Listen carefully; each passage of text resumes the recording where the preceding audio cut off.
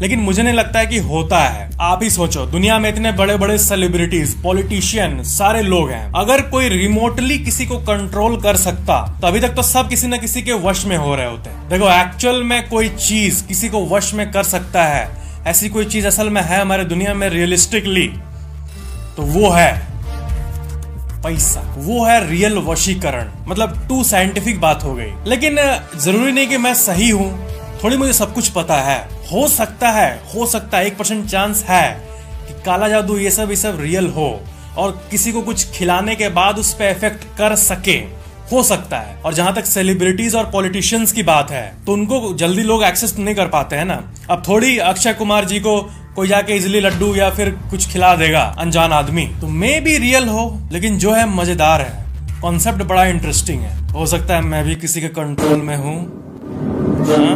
Fact number 3, English में एक ऐसा वर्ड है जिसका स्पेलिंग बहुत ही ज्यादा कंफ्यूजिंग है और आप लोगों में से बहुत लोग रिलेट भी कर पाएंगे, और वो वर्ड है RECIVE, रिसीव। कई लोग रिसीव को लिखते समय RECIV लिख देते हैं। देखो, ज्यादातर तो ऑटो करेक्ट में ही डिपेंडेंट रहते हैं। मैसेज में आएगा, ऑटो करेक्ट होगा, ठीक कर लेंगे।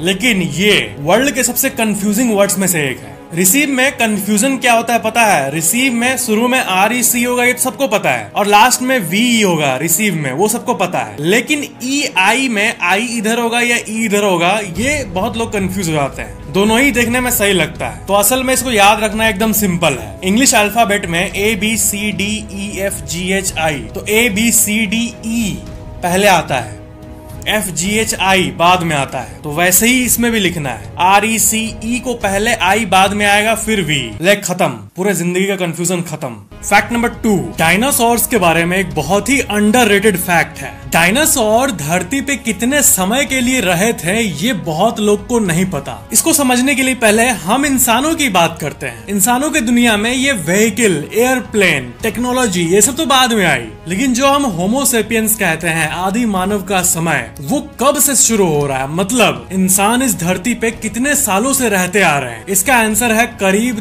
3 लाख साल। यानी अगर हम अभी टाइम मशीन में बैठ के 4 लाख साल पहले चले गए तो हम देखेंगे कि कुछ है ही नहीं, सिर्फ पेड़ पौधे, कीड़े मकोड़े, मछलियाँ, यही सब एग्जिस्ट करती है और कुछ भी नहीं है हमारे वर्ल्ड में। लेकिन अगर हम लोग समय में ठीक 3 लाख साल पहले चले किसी भी टाइम मशीन से, तो हम देखेंगे कि इंसान पत्थरों को रगड़ के, आग जला के खाना पका रहा है और गुफाओं में रह रहा है। तो इंसानी इतिहास टोटल 3 लाख सालों का है। लेकिन ये डायनासोर्स के सामने कुछ नहीं है। डायनासोर्स ने धरती पे राज किया करीब 23 करोड़ साल तक। जितना भी रिसर्च विज्ञान ने किया है, विज्ञान के रिसर्च और कार्बन डेटिंग के हिसाब से डायनासोर्स ने धरती पे 23 करोड़ सालों तक राज किया है। कई लोग ये भी पूछते हैं कि फैक्ट एग्स ये बताओ कि इंसान जिस तरह 100 साल 80 साल जीता है, एक इंसान का लाइफ स्पैन इतना होता है आज के समय पे 70 से 80 साल, तो ये जो बड़े बड़े डायनासोर्स होते हैं इनका लाइफ स्पैन कितना होता होगा टेक्निकली? तो रिसर्चर्स के हिसाब से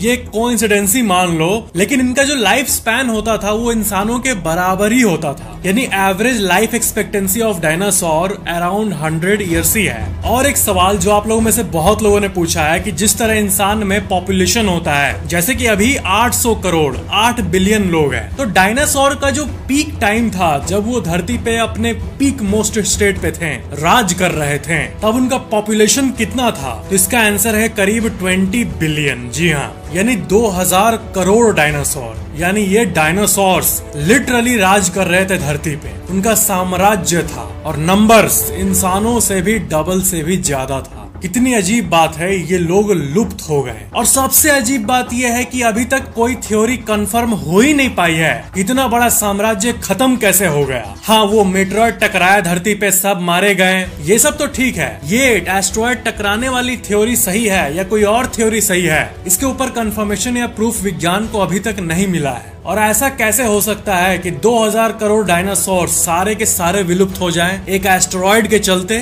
और ऐसा तब जब सारे डायनासोर 7 कॉन्टिनेंट में फैले हुए थे, तब ऐसा कैसे हो सकता है? तो यही सब देखते हुए कई लोग एलियंस की थ्योरी बीच में लाते हैं कि डायनासोर्स को एलियंस अपने स्पेसशिप पे बैठा के ले गए। ये तो बहुत ही फनी थ्योरी है वैसे, लेकिन विज्ञान में जब ये थ्योरी, ये वर्ड आता है ना, तो मुझे थोड़ा गुस्सा आता है, क्योंकि थ्योरी मतलब वो चीज जो कि थ्योराइज्ड है, कंफर्म्ड नहीं है, रियलिटी नहीं पता, थ्योरी मतलब यही होता है। और विज्ञान में काफी चीजों में थ्योरी ही मिलेगी आपको, कंफर्मेशन प्रूफ नहीं मिलेगा बहुत सारी चीजों में। और डायनासोर इसलिए भी एंशिएंट दुनिया की सबसे बड़ी मिस्ट्रीज में से एक है। Fact number 1, rich people theory नामक एक थ्योरी है हमारे वर्ल्ड में, और इस अमेजिंग थ्योरी के हिसाब से वर्ल्ड में जो एक्चुअली में अमीर हैं वो सबसे अमीर वाले के लिस्ट में है ही नहीं। अगर आप फोर्ब्स में सबसे अमीर व्यक्ति को देखोगे तो Elon Musk, Warren Buffett, Mukesh Ambani, इन लोगों का नाम आएगा। वैसे रियल टाइम में क्या चल रहा है वो देखते हैं, तो देखो रियल टाइम में अभी ये लिस्ट चल रहा है। तो ये वो लोग हैं जो ऑफिशियली रिच है, यानी जो वर्ल्ड के सामने आए हैं रिच के तरह। लेकिन एक ऐसी थ्योरी है जो कि ये कहती है कि इस दुनिया में से कुछ परिवार हैं, कुछ फैमिलीज हैं जो कि इनसे भी बहुत अमीर हैं, लेकिन वो पब्लिक में कभी नहीं आए हैं। उनके पास एसेट्स